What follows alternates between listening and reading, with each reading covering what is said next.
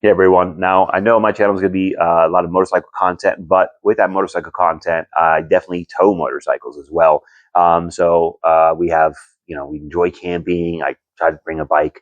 Every time I try to go to a campsite, there's always trails. I get on Onyx, I explore. So the truck and campers really fall into the motorcycle hobby a lot here. I have a 2020 Tacoma TRD. Now I had this truck before I had campers. This truck we kind of wanted because we did like getting up here on trails in Colorado, and this truck does is really suited for kind of soft roading, light off roading. The suspension is soft for that reason. The softer the suspension, the more articulation you're going to get on the trail, the smoother the ride you're going to get on a trail. Now that means that this thing really isn't meant for hauling or a lot of payload. I think the tow capacity on this thing is about 6,700 pounds, I believe, just under 7,000. The payload capacity, got to check on the sticker, because it changes with the options you have on it. I think it's 16 to 1,200 pounds. So this thing is not really a tow haul truck. There's way better trucks for that. But this is the truck we have. And, what you can do, you could try to improve the situation, or you could go walk up to a dealer and try to buy a truck in this economy, which is not something we're going to do. So I've rented a lot of RVs through RV Share, Outdoorsy, whatever, from enclosed single axles to teardrops to pop-ups. We actually ended up buying a pop-up with the parameters of this truck in mind. It's kind of a small toy hauler pop-up, and it doesn't really tow the best. You have to admit that, and I'm all right with it. It also hauls a lot of campfire wood. I go to the wood mill. I load this truck up with wood here. I'll show you a picture there, but this thing is loaded up with wood. I go cut Christmas trees in it. So it does quite a bit of hauling and towing because of the RV side. And again, I had like 3 dirt bikes in here. The issue with that, it squats a lot. So you suspension collapses because of that soft suspension. It gets the front end a little bit light, so the steering becomes a little more vague. You get more caster in the front. And that's kind of a common thing when you tow.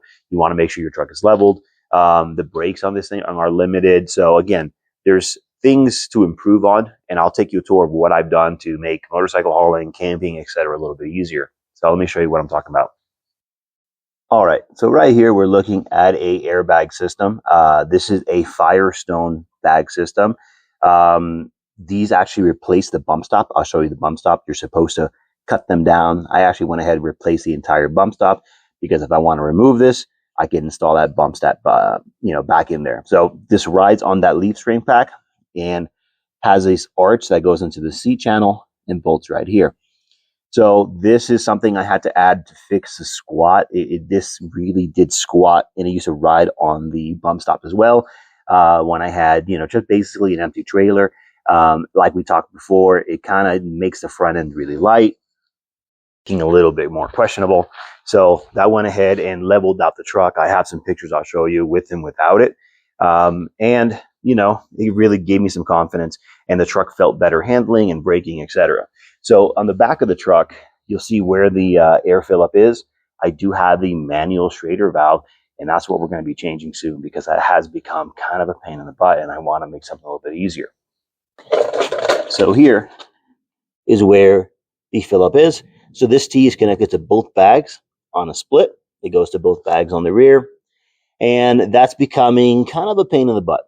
What happens is there's never an airtight system in these things, so you do get some air pressure loss as you go throughout your months and your weeks, temperature changes, and these bags are not supposed to ride under 5 pounds. So under 5 pounds, these bags start to really, get damage, deterioration, and extra flex. So you want to keep at least 5 pounds in there, up to about 100 pounds. 100 pounds unloaded is ridiculous. It's just going to ride like you have a brick in there. Under 5 pounds, that thing starts going to act like a bump stop. So every 2-3 weeks, I get back there with a little air pump and I pump air into it. And that's kind of a pain in the butt. So here's what I found. I found a compressor system that Airlift sells. So I am combining an Airlift compressor with a Firestone bag system, but after doing a lot of research, it's the same airline, a quarter inch line. The products are essentially the same. Some people prefer the Airlift because it has built-in bump stops. Some people like the Firestone setup. It really depends, and a lot of parts are interchangeable. So I'm adding a compressor. I'll show you what that looks, and we're going to see how that mounts and what we could do with that system. All right, so this is the wireless air system that I'm upgrading to. The idea of this is that I can adjust the pressures in the cab, and this actually has a safety system where it will keep the system at 5 psi minimum. So if the air does drop, it just kicks on and keeps me at a nice, easy, 5 psi. So it helps the bags from getting damaged. Now, this entire system gets expensive. If you were going to buy the entire kit, I think it runs up to like $1,200 with bags, compressors.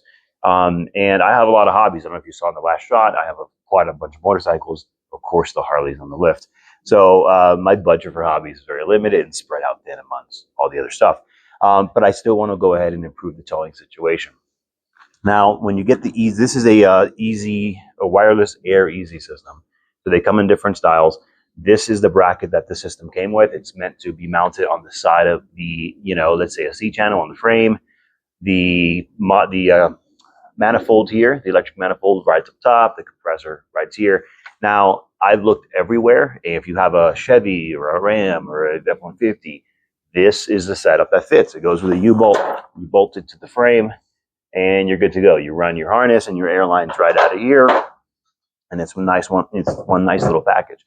These frames don't really allow for that because it's a smaller frame. These third gen Tacomas, they have a square frame in the front, a box frame, and a C channel on the back, and that's to allow some articulation in the rear of the frame to help them some off-roading. I guess articulation is big. So I really didn't have clear instructions on how to set this up on a Tacoma. I would look in the forums. Folks do it here in the bed. Folks do it in the cab as well for their mounting solutions. And I was looking for a really good solution. And here's what I found. If you could see this little cubby, a lot of Tacomas, if you have like the inverter, you have this setup right here. So you have your inverter, you have your storage bay. And look, there's a lot of room in the storage bay. I keep a lot of ratchet straps in here, kind of easy. So why not use the space? And behind this bed, there's all that room that just rides in the fender. So I pulled this out and I found that there's a lot of room up top and a lot of room on the bottom. So I went ahead, I mounted the compressor. I took apart that bracket, which in the instruction says it's fine to do. It has rubber mounts on the compressor as well. And you have to orientate this manifold in a certain direction. So they even encourage you to move around that bracket. So I went ahead, mounted that compressor on the bottom. The filter for the air intake is going to ride in this cubby. So it's going to help with some, keeping it out of dirt, etc. It does have a filter in here as well. And the manifold is going to ride up top. The manifold is very important because that's where the compressor feeds into, and the feed lines are going to go out and the harness. So that's going to ride up around there in that cab, and I'll be able to run the lines individually to each bag. Now, this system does have a dual port, so you could increase pressure on one side and decrease pressure on the other if you want to kind of straighten up the truck. So I imagine if you have a slide bed-in camper, you can actually level it in a little bit. If you're riding down Wyoming with a lot of winds, you could try to compensate with some pressure on the left or right bag. So there's going to be a cool system. I'm going to install this in here. Also, right now, the system that I had has the bags directly attached to the axle, the leaf pack, to the frame. They recommend that. That's kind of the normal system. If you have a lot of articulation, if you start going off-road, that bag's going to stretch and it could tear. I don't do a lot of off-road with this. I kind of just tow. If I want to go off-road, I take the bikes out of the back and then I, go to town on whatever trail. I don't want to do this on my truck at the moment. But what's going to happen is I'm going to detach the bag from the spring pack and keep it attached on top. So it's going to essentially act like a floating bump stop. Instead of from the bottom, it's going to come from the top. And these little cradles, these little plastic cradles, are going to catch that bag. So there's going to be physically separating that leaf pack and that frame to allow more articulation. And that way, if that axle were to drop after a certain point, it's not going to overstretch and tear that bag, giving me an extra side of protection. Again, I doubt I'll be doing any heavy trails, but knowing my bags won't tear if, that axle does drop a little bit more than it should. So a couple of things that I've done to help it to come out is, first of all, you want to monitor when the truck is, running at temps. This is a 3.5 liter, the transmission, et cetera, et cetera. It's not a heavy duty truck. So first got a little OBD2 reader. There's a few of them on the market you could get. You get the app and you could customize and see what parameters you want to monitor. So transmission temp, that's really the main reason I got this thing. I want to monitor my transmission temps while I'm going up grade. I-70 is one of the most aggressive hills if you're towing out here. There's other really large, long mountain passes. The air is thin, the engine's working hard, the transmission is going to get up to temperature quite quickly. So monitoring trans temps is one of the main things you want. This truck does have the tow package, so it does have a small transmission cooler. If you don't have that, that might be something that you want to add aftermarket. But just monitoring the temps there. I've had a situation where temps are getting up to 240, 250, and again, that is quite hot. You want to stay under 220 if possible. But it let me know that I had to back down on the speed, maybe pull over, et cetera, et cetera. Also, look at your manual. The manual will tell you how to tow. Like, for example, instead of leaving it in drive, if you're towing, especially something heavy, put it in, 4S basically, slap the gear shifter over, and don't let it go over fourth gear. That's going to help the transmission as well. So read the manual, monitor your transmission temps at best. You could also look at your engine oil temps as well, air intake temps, but transmission is going to be the key. Okay, so this is that OBD2 dashboard that I have set up for towing. Now you could customize this however you want to whatever parameter of information that OBD2 could pick up. You could put it on a chart, a graph, however you want. But I have mine set up with the torque converter temperature and the pan cooler temperature. So there's two inputs for trans temp. The converter one, that one's going to fluctuate a lot. It's going to read it off out of the pressure line, so directly from that torque converter. And as that torque converter slips, it's going to generate heat. As it locks up, it's going to cool down. So it's not the best kind of telltale of where your transmission temps are. Now, the pan cooler, that's kind of the post-cooler line. That's what's in the pan. That's what you want to pay attention to. So you could set up these graphs, the green zones. You could set up a kind of an orange zone, a red zone, however you want. This is all customizable. This is not, out of the box. You can also set up warnings. So it'll start flashing at you after a certain temperature.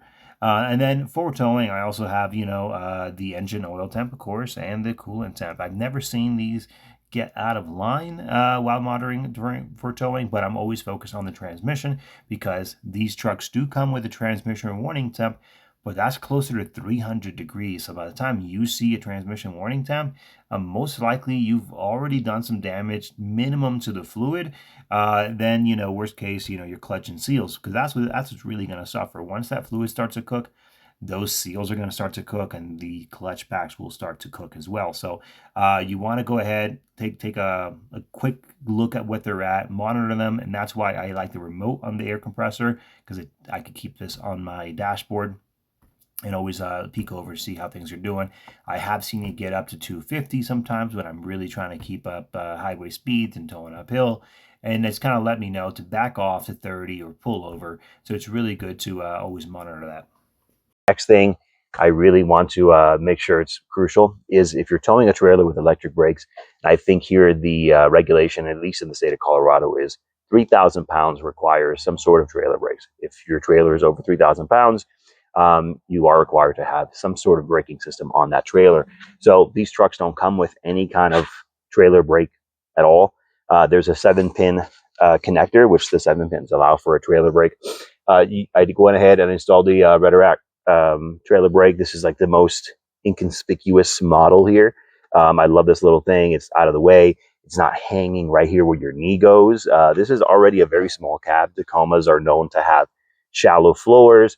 Your knees are kind of cramped. The knees kind of ride right here. Again, I'm a short guy. This truck fits me fine. But if you're taller, you know these things are cramped on the driver. So the fact that there's no box hanging here, no lever, this is like the smallest solution. The Redorac is great. This is the Redorac Pro. So it has that, calibration. It knows when the truck's slowing down, and I can adjust that here. So on a small truck like this, having trailer brakes is huge, especially on long downhills on I-70, going up 40, going these long mountain passes. It really does save the brakes on these trucks. So transmission temps, brake controller, first two things I did when I was towing, and to me that really brought me a lot of confidence as well. All right, so I do have that system installed, just like you saw on top of the cargo box. I'll show you in a minute how that looks all tidied up. but I did want to go ahead and show you the stuff that I had set up, the way I interpreted the universal installations, and what you're really going to need to get set up to get the compressor side of things mounted up. So excuse the other stuff from other projects. That's going to be on the channel soon. So first thing I did, I bought extra line. This is a 1/4 inch line. This is a Firestone brand, but you can get Airlift brand as well. Another thing that I think really is important is this little cutter. It's like this blade that rides on this channel. And what that does, it really helps you get these 90-degree cuts on this line, because the way most of these leak is if you cut this slanted on all, and the manual will tell you, if you cut this slanted on that press fitting, you're going to get leaks. So that cut needs to be flush and flat. This tool does save you a little bit of time versus just getting a razor blade and doing it yourself. So some extra line, a good airline cutter really did help out. I got a couple inline fuses, 15 amp really is what I need. There's a couple different ones. I also used a add fuse system, which I'll show you, what's in the fuse box now. Also, guys, I always have this for my motorcycle projects. This came in super handy. It's just a bunch of nice electrical butt connectors, different sizes, different gauges. So that came in really handy. Now, if you have the patience and you could do some cable sheeting, that's gonna just, first of all, make it look super nice, then give you some peace of mind in some areas where there's a lot of jagged edges around the frame, body, things like that. Some cable sheeting is really nice. I also bought a bunch of other tees and junctions. These are all press fitting for 1/4 inch line. So some I got stainless steel, some I got brass, and I was able to make the system work for my truck. Again, this is a universal kit. One of the things I used to have in the truck was this little mountain bike pump. That's how I went ahead and kind of adjusted the system every time. It really was a pain in the butt, but I would go on the back of the truck, look at the Schrader valve, pump it up, and it became a pain in the butt. But this is what I used to rely on in the glove box. Thankfully, no more. Some electrical pliers as well, electrical tape, zip ties. You want to get that lighter handy. That way some of these shrink wrap could, make that cable a little bit more waterproof. So that's what I have set up so far. This is going to be the controller. I finally got the batteries in it. It does take a, special battery, but you can find it online. So this is going to let you set up the system right now. You can see it's at 5 pounds. It lets you choose between which side you want to inflate, both sides, etc. You have a couple of different settings. So that's what that system looks like. Now you can use the app. Oh, there it goes. It went from 7 to 5. So you can use the app. There is I'm recording on my phone, so I can't show you, but I'll show you a screenshot. The app's very similar. The problem with using the app. So one of the things I want to talk about is you can use the app for this system. So you don't need the remote. The remote, I think, does add a little bit of cost to the kit, but you can use an app. The app's fine. It does everything the remote does. The problem with the app is it does take up space on your phone if you don't like having that many apps. And then you would have to switch to another app if you're using that while you're monitoring something else. So I'll show you as well what I use my phone for, and that's going to be for the OBD2 reader. I'll take you through what that screenshot looks like. So you're monitoring trans temperatures. So you can monitor that at the trans converter. You could monitor that at the. So this is how it looks on the front side of the truck. The cables are routed along the frame from the opposite corner of the bed. I did go over the gas tank, use that gas tank heat shield to run some of these cables, and then I hugged the frame, and it comes up right up here by the brake control of the ABS pump. Now, in order to get the shut-off method, there is this cable that you could plug into an accessory, powered item. So I went up here and looked for a 10 amp fuse that was the daytime running lights. I plugged into that. This way, the system does shut off a little bit quicker. The system does have a sleep mode, so it shouldn't draw much from your battery. You could go ahead and do that optional one as well. This is an add a fuse system. So as you can see there, you tap into a fuse, it adds one into it, and then you could look at that little pink line. The other thing I did, this system didn't call for it, but I added a 15 amp fuse on the positive side. Now, I don't know if it's internally fused at the manifold, but I know the manifold's a real pain to get to. So if for whatever instance I have to go ahead and jumpstart this car with a battery pack, maybe another car. I don't want high amperage going to that manifold, so regardless, I added a 15 amp fuse just to help protect me from a jump start situation. Now that more things are running off a battery, you increases your chances of, maybe having a battery drainage if something isn't right, or if there's a draw you don't know about. It's grounded over here. Everything runs up there, so it's nice and neat, away from some heat. Let me show you what it looks like on the back of the truck. All right, so we're under the truck. Use the low light and kind of close up here, but I'm just on the creeper.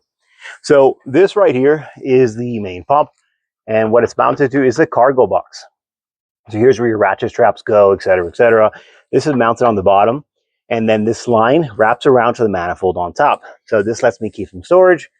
This is kind of behind the fender liner, so it's not directly onto the frame. This is about, I want to say, a foot higher than where the frame usually, where the frame mount was supposed to go. A lot of the stuff's kind of nice and zip tied. And then you can see the Schrader valve access that splits into T's, so I could still fill these up individually. So here we can see the bag as well. The bag now has, the bag now has a cradle. So the purpose for this cradle, that's this guy right here, was it actually detaches the bag from the axle. So in situations where the axle is drooping, that bag could be stretched and tears could occur. So this would actually detach the bag, and as it comes down, it lands in the cradle. That's going to act like a traditional bump stop versus a straight attachment. So it's going to let me droop the axle. I don't intend to do a lot of off-roading, but knowing that I'm not going to overstretch the bags is a little bit of peace of mind. A lot of the system, as you can see, is kind of wired up high and behind the spare tire. That way, if I do hit anything, it's going to hit the tire first. And if it's dragging, I'm not noticing, it won't drag on the ground or too low or catch on anything. So that is the setup right there. There is the other bag over here. This is what the inside of the cubby box looks like. So the air filter, you want this in a clean area. You don't want this under the truck. If that gets wet, it will clog. A lot of mud will clog this up. So this is a nice little compartment. This is as dirty as it's ever got in the 9 years I've owned this truck almost. And I could remove this panel as well and access the manifold, which is up here. So I'm happy with that compartment. I still have some accessibility into it, and I have a cleaner space for the air filter. Here are the bolts for that manifold up there. So I did want to show just a quick demo of the bag system right now. It's at 5 pounds minimum it should be at. I'm going to go ahead and just jump to setting 3, and that's going to be 30 pounds. I'm going to click start there. I know the screen is flashing, but it tells you what it's currently at, and it'll show you as it approaches that 30 pounds. So it went from 5 to 15 in a couple seconds. And then as it approaches 30, it's probably going to take a little bit longer as there's broken pressure. But we're at 22 now, and it's, again, just a couple seconds. Let's see. Almost there. And we're at 30. That's it. So it stops at 30. There's a much, you could tell the back end has come up at least 2 inches. So the truck's a little bit raked forward. So if there was a trailer there fully loaded, it would in fact just be doing a reverse squat. The cool thing is I could go ahead and go back to setting 1, hit 5 pounds, hit start, and it just dumps the back. So there it goes. It went a couple inches as well. And that's really nice to have if I unload the trailer and I need to go into town and I forget to get back there and play with the Schrader valves. It's going to be a real bumpy ride, especially if I'm dispersing more off-road. So I could just hit it with the remote inside the cab and get that relaxed ride back into town, especially since I do leave the trailer at the campsite, take the car into town. Yeah, I'm pretty happy with it. This is a lot more convenient than just messing with the Schraders, looking at the valves and trying to get the bags balanced manually.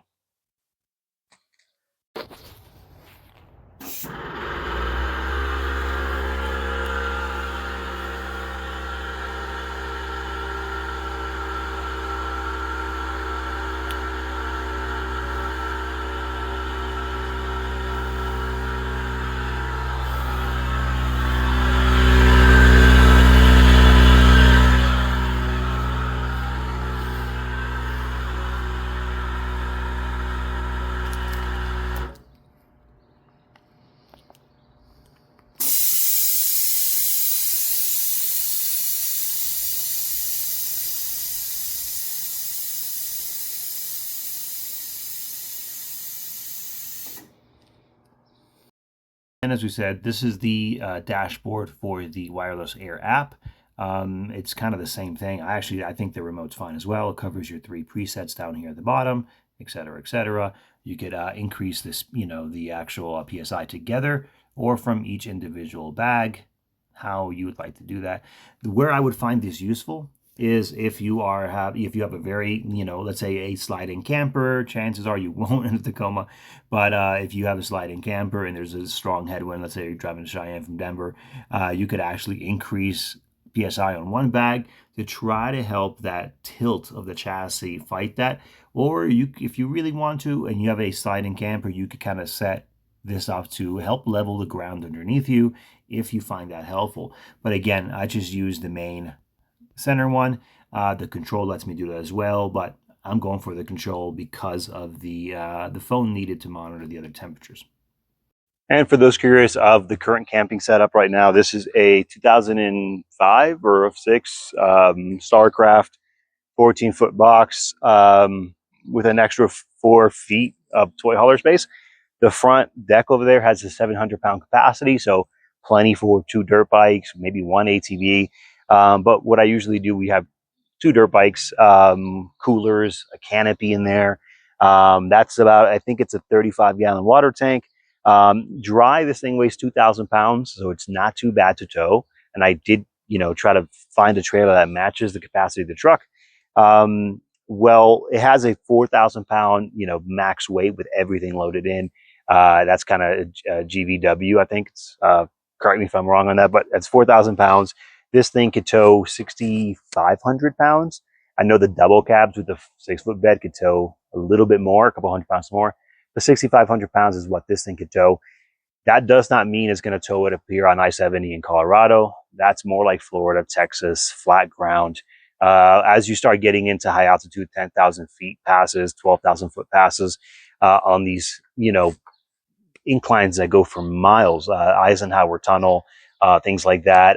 That 6,000 pound doesn't really apply, guys. You're going to be doing 20, 30 miles an hour, and that engine's going to be screaming. Transmission temps are going to spike. So I understand you don't max that out on a camper, especially out here in Colorado. My neighbor's got a beautiful double axle one. That thing's probably 6,000 pounds standing still. So definitely know what you're going to tow. I don't want to get, like I said in the beginning of the video, I don't want to get a new truck. This is something that I enjoy driving for 80% of the time. And you could do these inexpensive items, inexpensive upgrades, with trans, OBD2 link to monitor the trans. The trailer brake's inexpensive. The bag system is a little bit pricey. You don't have to get the compressor. It definitely will work without it, and you can keep the cost down with that. I've just, had that for a few years, and it is time to upgrade. So looking at the camper, that's really what I'm towing. The other big heavy aspect is the motorcycles. I do work on a lot of motorcycles on my time off, and it's a great hobby of mine. So whether I'm picking stuff up from the shop, whether I'm loading dirt bikes to the trails, bikes are definitely going to be a part of what this truck's going to haul. Some of them weigh 350 pounds, some of them weigh 400 or 500 pounds. But again, as you're going to tow and haul, whether you're camping, whether you're picking bikes up from the shop, there's definitely ways to get a little bit more towing and hauling capacity out of these trucks. You still don't want to go over your payload capacity, which is not much. It's sub 1,000 pounds. I think it's like 950. So these are limited, but it's a good way to live with it. That's the truck video. Yeah, hopefully put more bike stuff here coming up. I got a good video on carb syncing. We're going to change and test some non-resistor spark plugs, and then that Harley needs a lot. That's why it's on the lift, and I'll hopefully start a little channel trust on getting that thing going again. Take care.